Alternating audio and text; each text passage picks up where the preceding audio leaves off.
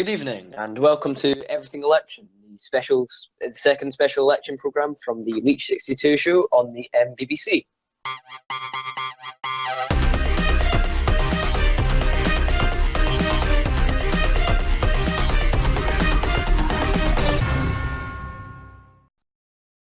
Tonight's show features our 5 special guests and it will include debate and discussion about everything that is happening this election campaign.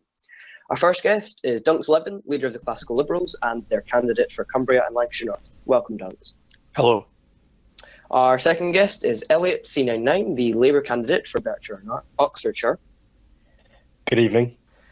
Our third guest will be Leitchy62, the leader of the Green Party, and that will be their candidate for Sussex.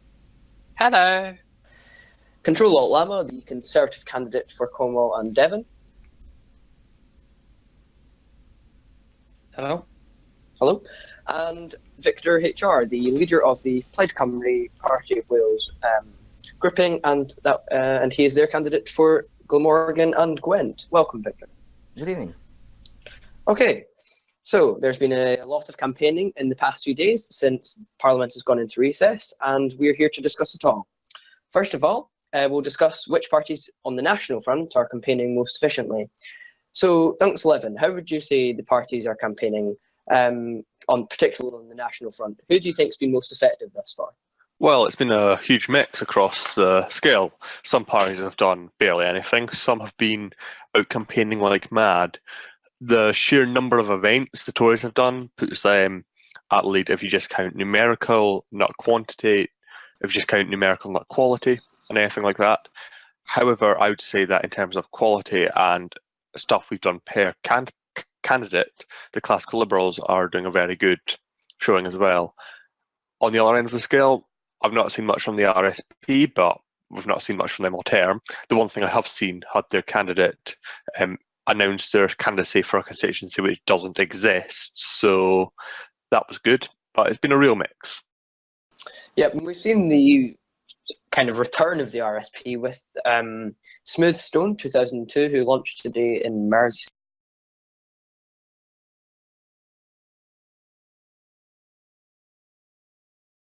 Standing in some constituencies. What's up, 008? The Green Party coming to this election as the second largest party and doing second best well in the polls. How would you rate your party's campaigning in comparison to some of the other campaigns? I can't deny that some campaigns have been a bit stronger than ours, but we have made a steady start to the campaigning. We're kind of heading towards the halfway house now, and I think that basically we are slow and steady. Some candidates from other parties haven't even announced their candidacy for a constituency seat, and most, if not all, Greens have started to get the word out about our vision for the country. Oh.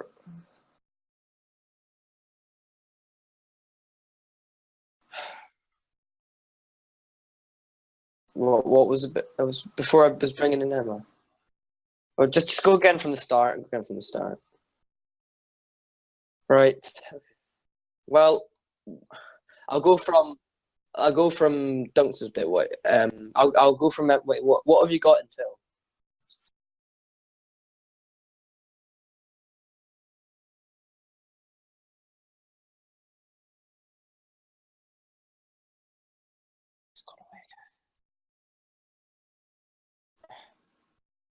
Right. I don't know, but what have you got missed?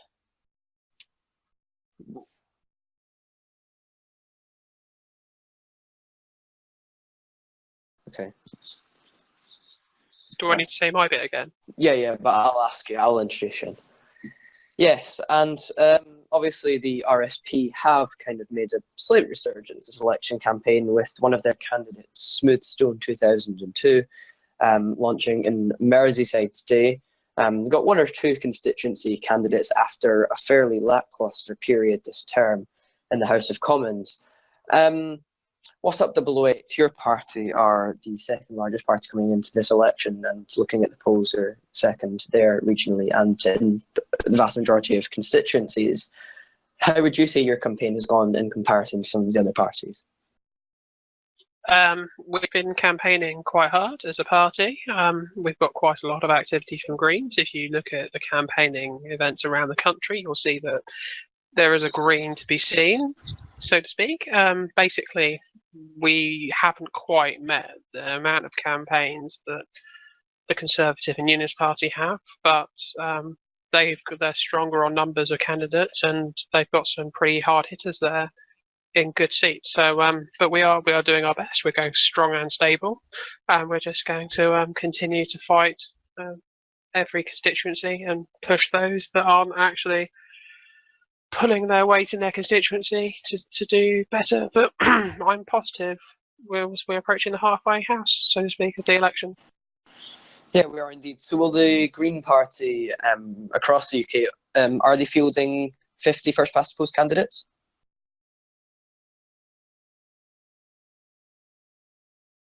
Are you aware, or? Yes. Sorry. No problem. Yes, we are. We're not fielding 50. We're fielding approximately 37. Okay. Because we've placed as many people as we can into seats, but unfortunately the numbers of the party don't allow us to put the full 50 in. We'll be endorsing people around the country that we think fit with our values, where we won't be standing. So, yeah. Yeah, okay then. And so we'll bring on the Plaid Cymru leader, Victor HR. Obviously, Plaid Cymru grouping are a new grouping this election.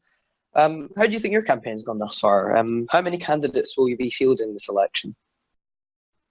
Well, considering that we are an independent grouping, I think we're doing pretty well in Wales. We are only sending one candidate in Glamorgan and Gwent, which I am. I'm the only Plaid Cymru candidate in Wales. I think that our campaign is going really well. We are visiting places all over Glamorgan and Gwent, rallying voters and support for our cause. Yep, that's excellent to hear from a new grouping. And so, are you potentially looking to grow in size this election then, after the results on the 9th of July, perhaps? Yes, we are hoping to grow our party after the election. Perfect. And then, so Elliot C99, you are the Labour candidate for Berkshire and Oxfordshire.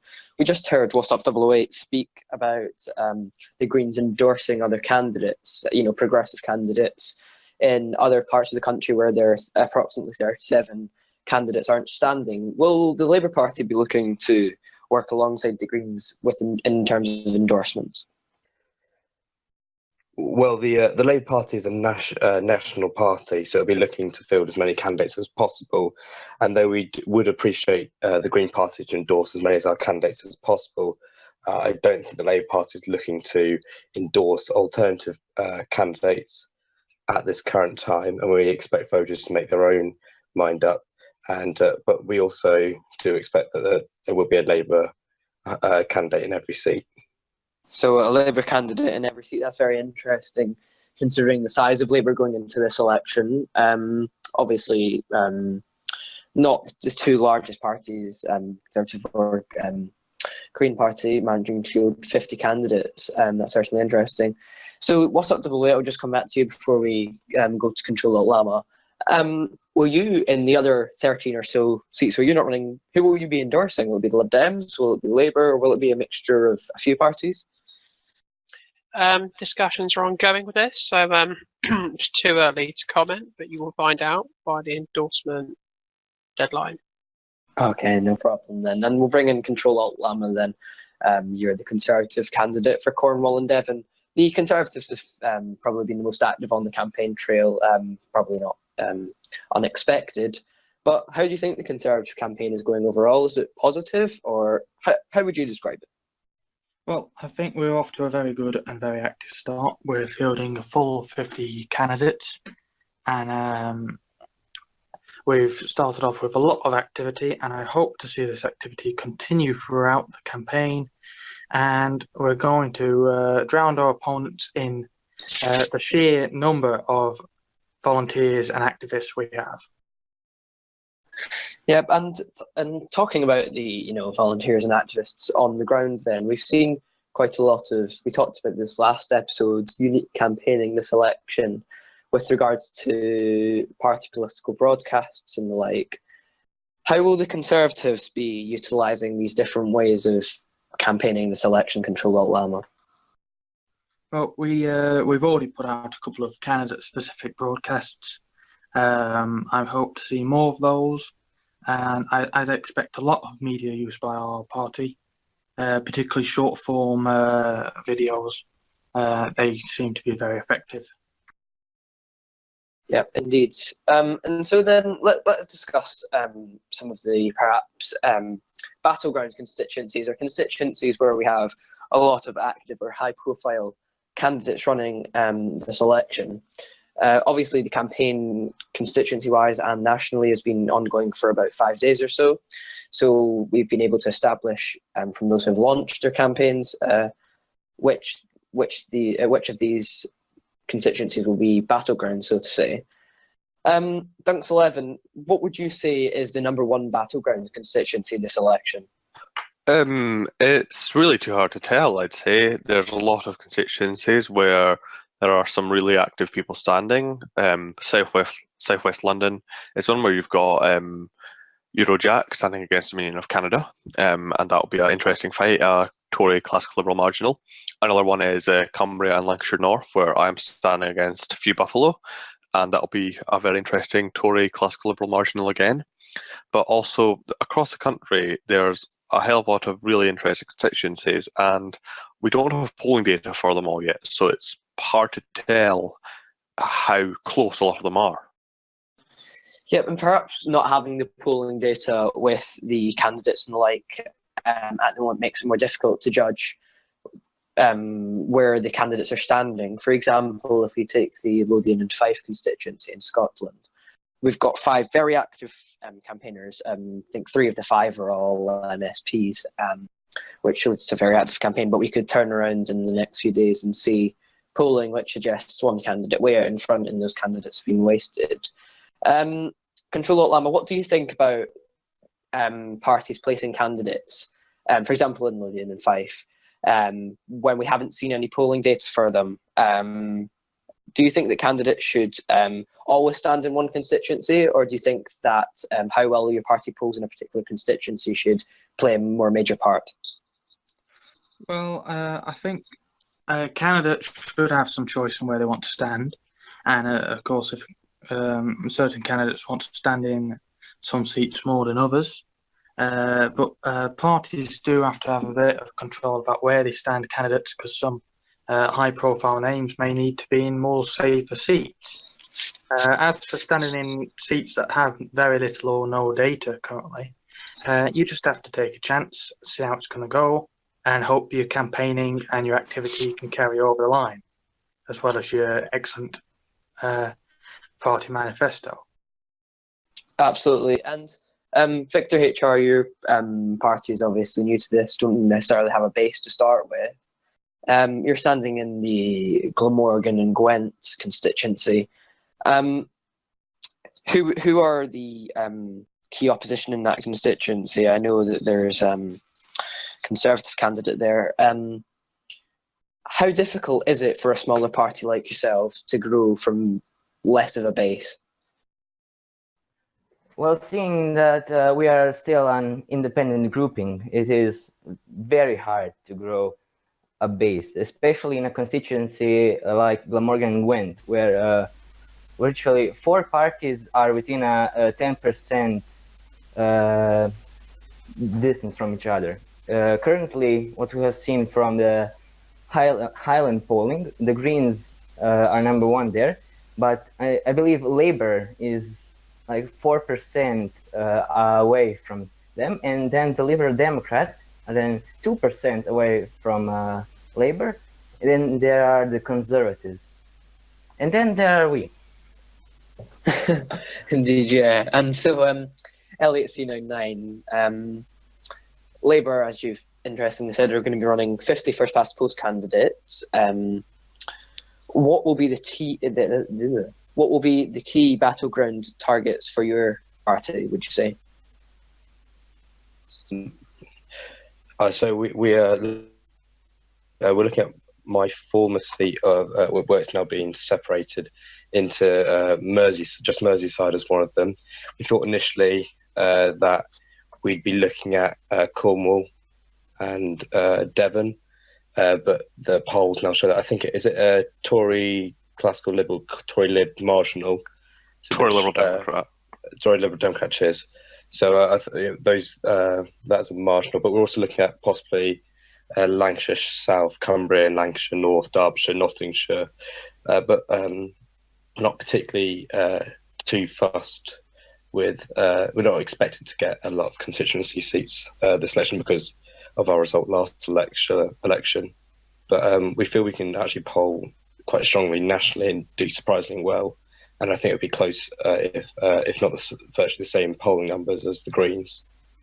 Yeah, I think that's fair. And if we, delve into some of these constituencies, which could perhaps be described as the battlegrounds, Dunks, I'm going to discuss Cumbria and Lancashire North. We've got yourself standing against Few Buffalo. It's been a very, excuse me for saying this, but hostile atmosphere there. Few Buffalo and Dunks 11 going right at each other. We've had the endorsement from the Lib Dems. Control Alt Lama, the Conservatives candidate Few Buffalo and Dunks 11. What distinguishes them, and why? And how does Few Buffalo have the edge over Dunks 11? Well, this is of course a question best aimed for Few Buffalo himself, but there are quite a few distinctive things between the classical Liberals and the Conservatives, and Few Buffalo are standing on a very strong platform when it comes to the EU and slimming down wasteful government. And there's a lot of reasons that the seat could be very close like that. And I certainly hope that the Conservatives take it. Yeah, and Dunks 11, on the other side of things, you've had an endorsement from the Liberal Democrats. I can imagine that took some negotiating. How do you think that for what reason should people in Cumbria and Lancashire North vote for you and not Few Buffalo? Well, my record speaks for itself. I have represented that constituency in its many forms, be it as the North West constituency, the English Borders constituency, Lancashire and Cumbria, and now hopefully Cumbria and Lancashire North. Throughout many times in Parliament, I have always stood up for Cumbrian and Castilian interests. I have fought against the federalisation bill. I have fought to ensure that we will not be oppressed by that bill at all. And when I saw the news that it was Few Buffalo that was challenging me in Cumbria and Lancashire North, I did first question, when were we annexed by Northern Ireland? Because this is somebody who has absolutely no political history in our constituency. I don't know why he decided to stand here, but from an outsider's view, it seems like he's carpetbagging, and that's my honest opinion. Yeah, and let's talk about the federalisation bill, because you've just, Lib Dems have just endorsed you, the authors of the federalisation bill, the strong advocates for it. If you're so, different, if that's one of the key issues to you, then why have you, why are you happy to work with the Lib Dems then on something which is so important to the classical liberal values? Well, last term, the Lib Dems, particularly the radical in name, liberal in name only radical liberal fraction of them, were incredibly supportive of that bill, but obviously that fraction no longer controls the party. And I'm not sure what their policy is going to be on it, but I have pledged my word that we will never accept the imposition of that bill over our land. That doesn't mean that we can't work with Liberal Democrats on other matters. We can work with them on extending social tolerance. We can work with them on securing the four freedoms and securing the type of Brexit we want to see. We don't have to agree on everything. That's why we're not Liberal Democrats, and that's why they are not classical liberals. But there's enough there that we can work with each other, as we can work with the Conservatives if the need arises, as we can work with most parties if the need arises. Yeah, that's understandable. So then, what's up, double 08? You're on the other side of the table, if you like, not on the right, and not on the centre right, centre right. Who's going to win in that constituency? Which constituency, sorry? Cumbria and Lancashire North. Dunks against Few Buffalo. Who do you think is going to win in that constituency? Sorry. I hope, personally, that the Dunks does win this seat, because Dunks has got a history, though it will be not our political kind of views the same, but if it comes down to Few Buffalo and Dunks has a history of representing the people of Cumbria and Lancashire North. He's a good constituency MP to the people that he serves, and I would like to see him return if it comes down to it. However,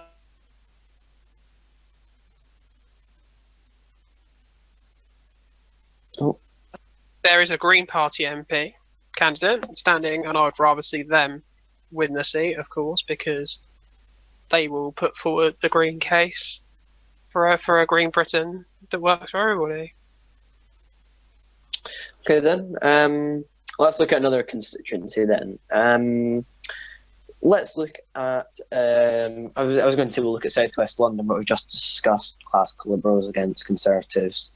Let's look at the Highlands. Dr. Lancelot, the Conservative candidate, took that in a by-election just around a month ago, not very shortly. No, not very long ago, anyway.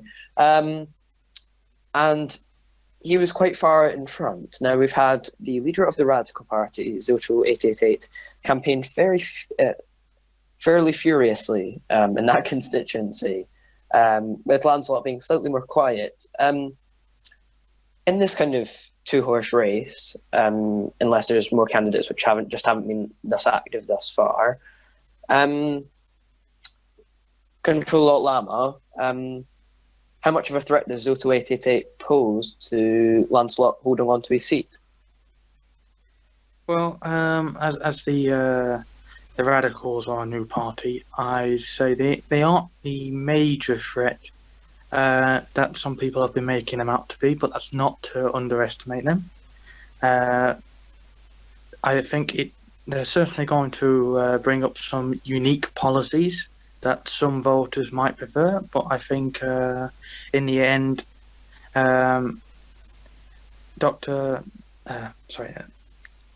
Lancelot will hold on to the seat.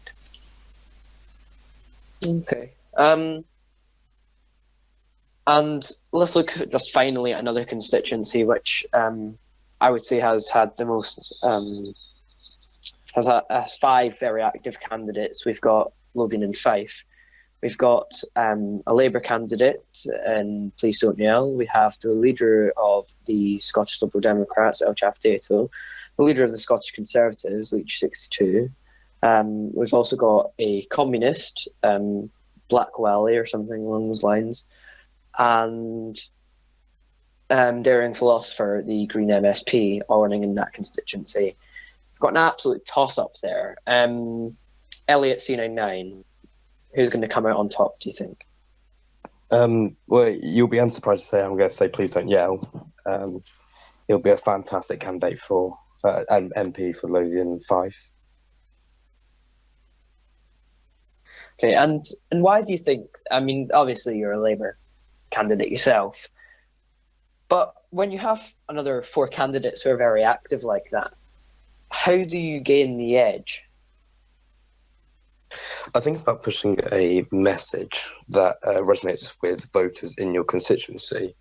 I think Scottish Labour in particular has done very well over the last few months in putting forward a progressive case for a Labour government in Scotland when it was Holyrood elections, I think what our control we've exerted in government, in the Scottish Government, has been rather successful, and I see no reason why Scottish voters would be unsatisfied by choosing Labour at the Holyrood elections.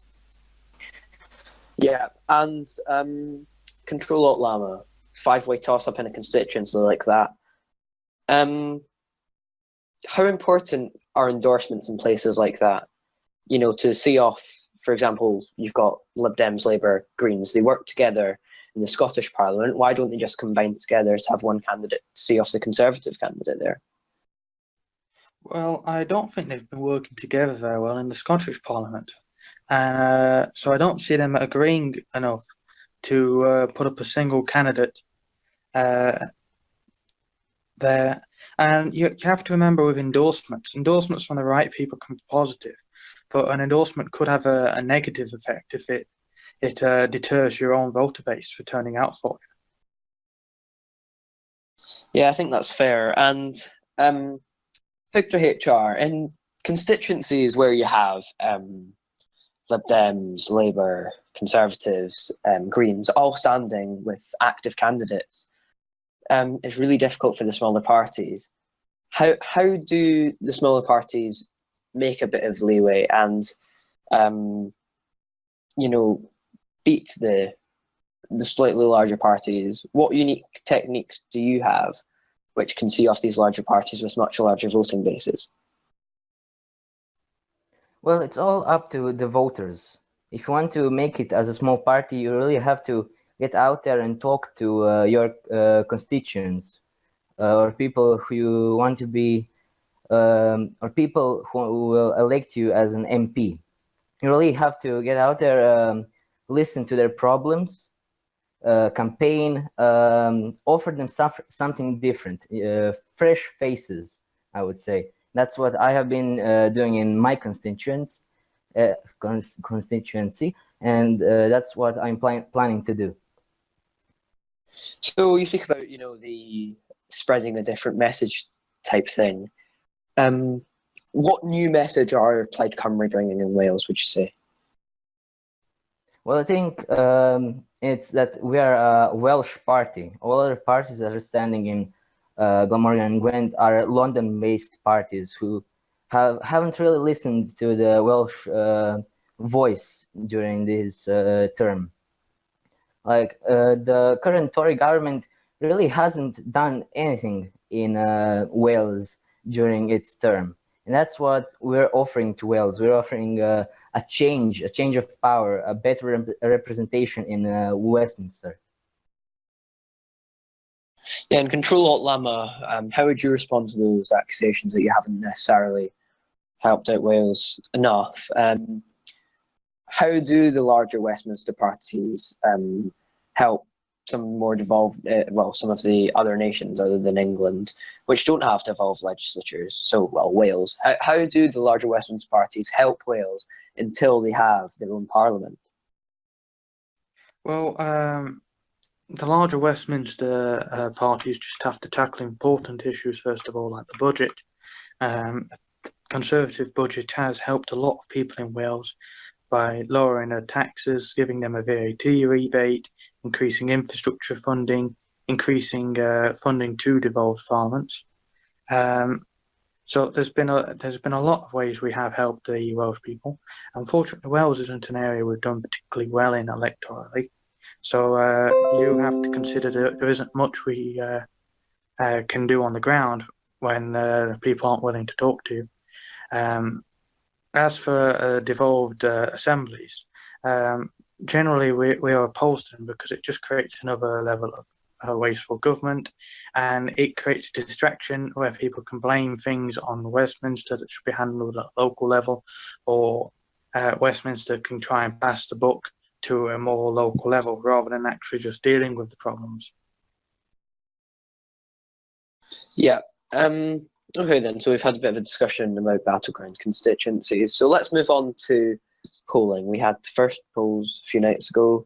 We saw regional polling and we saw constituency polling from the Highland Polling Company.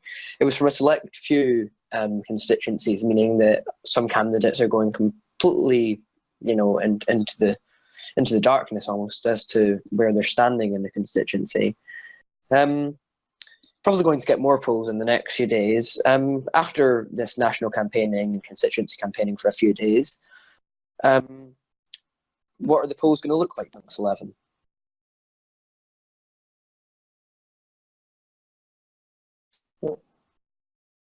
Thanks, 11. Oh, yes. Sorry, could you repeat the question? No problem. So we've seen a lot of campaigning on the ground in constituencies and in regional areas. After a few days of that, we're probably going to get some more polls in the next few days. What's the sway going to be like? How are the polls going to look like, do you think? Well, I'd imagine that obviously the Tory kit merger will be considered, and all of the factors leading to that share of the vote will merge into one. So that will obviously appear to be a boost for the Tories, but we'll see if it's an actual boost compared to the combined Tory kit share from the last one. However, I'd also say that the classical Liberals have a good shout of getting a boost in the polls. We've done a lot of active stuff lately, campaigning all across the country and being very creative in doing so. And I'd imagine that the RSP would fall further if that's even possible, because they've got genuinely nothing to do. I think the Lib Dems will probably go up a tad, and other than that, I reckon the rest will stay roughly as they are. Okay then, and Leitchy62, your party came off fairly well in the polls, Labour. After a few days of campaigning, where do you think they'll stand at the next polls? Well, I'm certain that the local Labour Party activists and what they've been feeding back to me has been very positive things. I feel like we could be seeing an increase, but I also I expect. I feel like the NUP vote might go down this election as well, and I feel we've got a positive message that also attracts maybe more left-wing voters, former voters of the RSP, that have helped us gain in the polls. Yeah, we haven't really talked about the NUP much today. Control Alt Lama, the NUP were in government with your party last term. How do you see their chances after a fairly active campaign from the NUP? The campaign's been fairly active, and it is slowly spreading across the country. But they were rather lacklustre in government. They didn't propose many bills themselves. They didn't contribute many combined government bills. So we'll have to see if their campaigning can invigorate their base, because their actions in government certainly won't have. So does that make it difficult for the Conservatives, say that they're on 48 seats come the end of this election, and they obviously need three seats, and they could get several in the NUP? Does that make it more difficult for the Conservatives to go into government with the NUP than if they weren't as active this term? I think if they lose several seats, it could make it more difficult to go into government with them, to justify being in government with them if they don't have so much to bring to the table in terms of voting wise. I don't think their losses will be too extensive though to end their sort of kingmaker position they have currently. Okay then. And they'll bring in what's up 008. The Greens were coming in approximately second in most of the polls. Do you think that your percentage will go up this in the next set of polls? Absolutely. I believe that the Green Party have shown a strong start to the campaign, and when the polls are released, if they're released soon, will show that the Greens have been working hard, and that we will be sliding up that scale to a good 40%, hopefully in some constituencies, enough to get the seat and topple any opposition. I believe the people are listening to our message, and I believe the people will vote the right way. Okay then.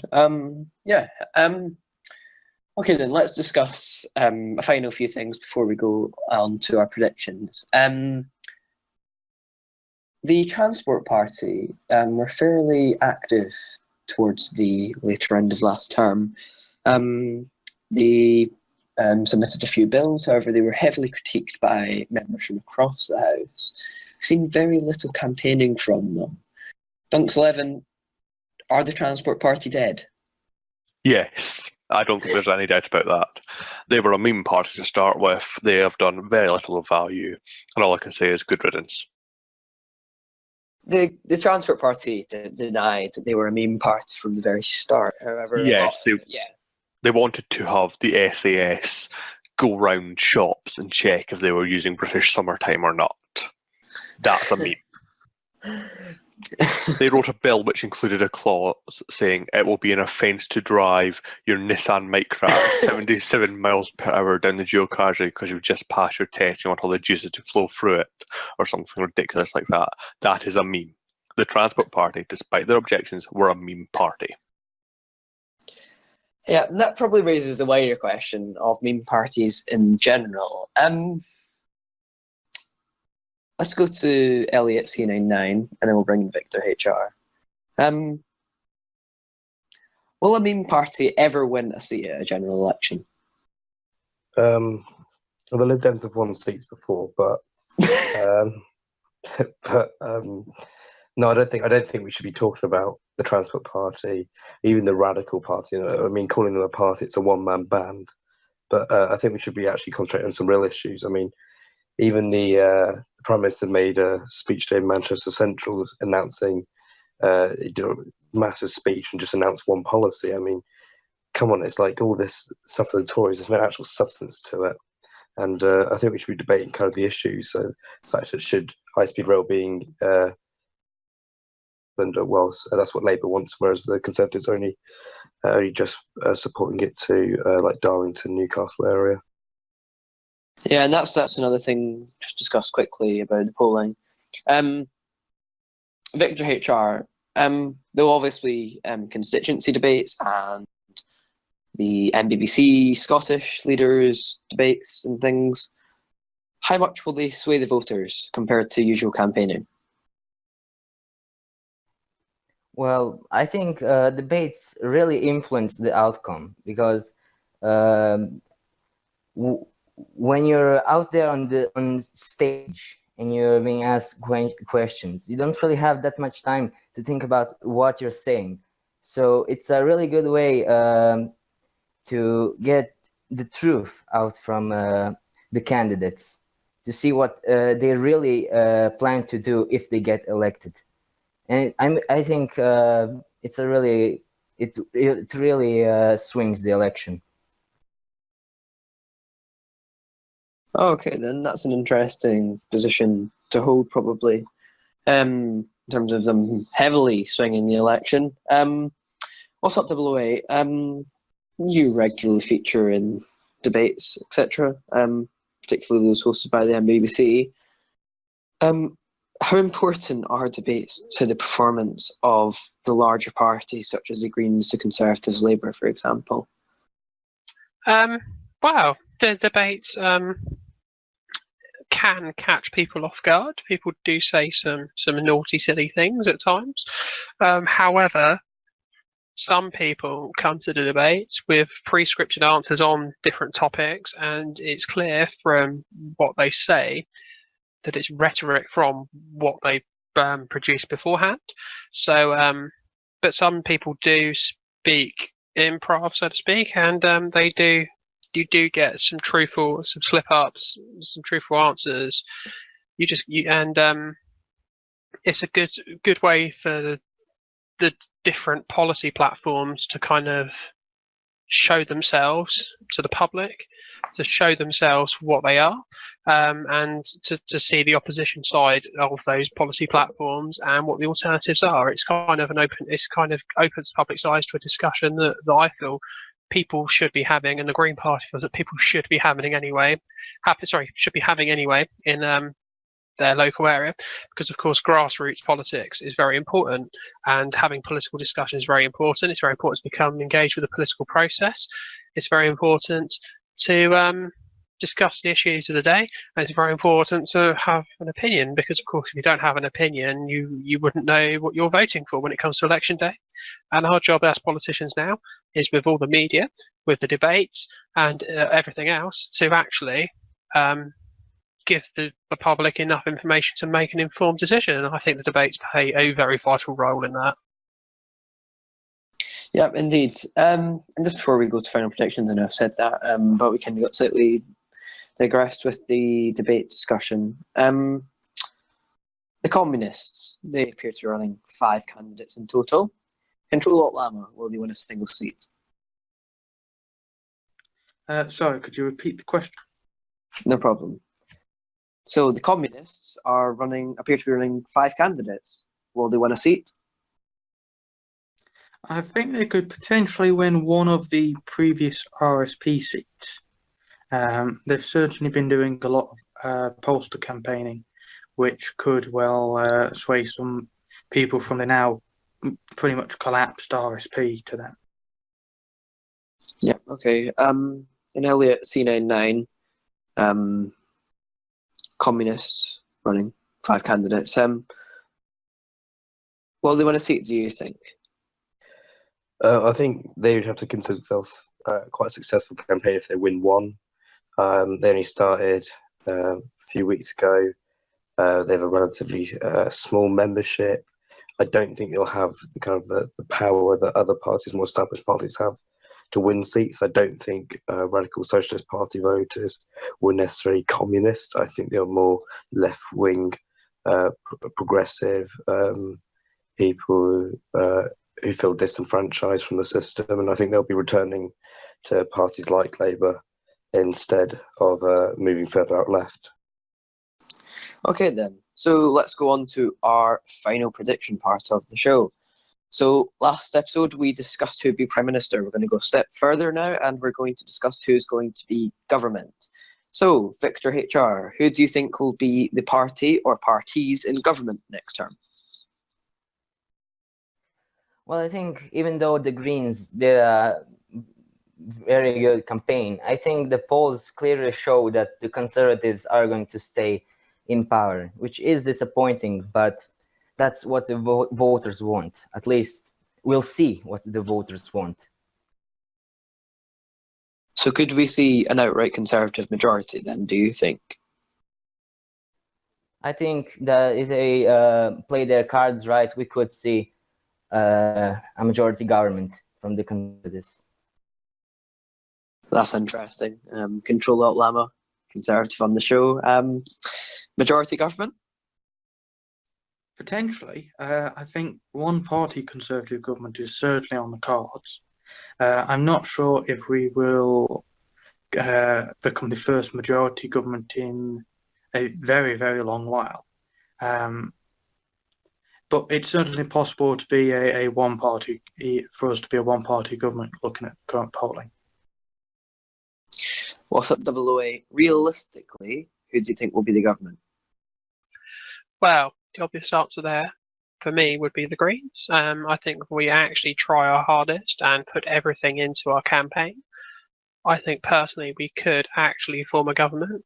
And I'm going to try my best as a principal speaker with the Greens to ensure that we put our message out. We engage enough voters to get a decent vote out for us. And on election night, I shall be with my good friend DF44. We should be able to form a government, hopefully on our own, but we will see as time comes and as the polls pass us. Yeah, and now it's probably more unlikely that the Greens could form a majority government on their own, rather than the Conservatives merely looking at polling statistics and seats coming out of last term. Who would you be looking to, for in a coalition? In Scotland, you obviously work with the Lib Dems and Labour. Same people down south? I couldn't possibly comment at this stage. We are going for a Green majority government as far as we can. We're going to push for it and push for it. If it doesn't come to fruition, we'll have to cross that bridge when we come to it. But I'm pushing for a Green government. Okay then, and Elliot C99? Who do you think will be the government on the 9th of July? Well, obviously, I'm going to be hoping for a Labour government, but I'm also realistic at the same time. I do Conservatives forming a majority government is actually ridiculous. I don't think get that close to it. I think they're going to get more than 30 seats, but I don't think they could form a majority government on their own. They're going to need help from the possibly classical Liberals and the NUP, possibly the Lib Dems as well, depending which party does better. We could see a Green Labour coalition that will be bigger than the Tory NUP one. I think that's a chance that could happen. I don't think people should rule that out yet. I don't think the Conservatives are going to do as well as people think they are. Yeah, that's interesting. And Dunks 11, classical Liberal leader, who do you think is going to be the government on the 9th of July? In terms of the government, I suspect that it will be the Conservatives who are returned as the government. I don't think they're going to get an outright majority. I reckon if they get over 40 seats, they'll try to do it themselves. If they get under, then they'll either have to reach out to ourselves and the classical Liberals or the National Unionists to form a coalition, because a broad right coalition won't happen because we abhor the policies of the National Unionists. So I would suspect the government will realistically either be Conservative classical Liberal, or Conservative National Unionist. Yeah, and if the Conservatives are in that, well, the classical Liberals are in that position, where either yourselves or the NUP could make it with the Conservatives, will the classical Liberals be making it easier for themselves to work with the Conservatives? Will they be fighting to get into government in that scenario, or will they make it more difficult and make it a more difficult decision for the Conservatives? Well, we aren't going to go and beg them to let us into government. If they want to approach us, then we will negotiate a deal which is in our interest and their interest and in the country's interest. We won't bow down to them or accept a bad deal out of a desire to be in government. We aren't power hungry. We will keep to our principles, but if we can keep our principles while being in government, then I don't see why we shouldn't. Okay then. So that wraps up tonight's programme. Thank you all very much for being on tonight. It was a pleasure to have you on. Okay then, so that concludes our Everything Election programme from the Leitchy62 show on the BBC. We'll be returning to usual broadcasting with Leitchy62 appearing fortnightly and covering all news from around the model world. Rather than these Everything Elections specials, we'll be having the Scottish Leaders Debate, the Northern Irish Leaders Debate, and the Leaders Debate in Question Time format on the NBBC coming up soon. But until next time, thank you very much, and good night.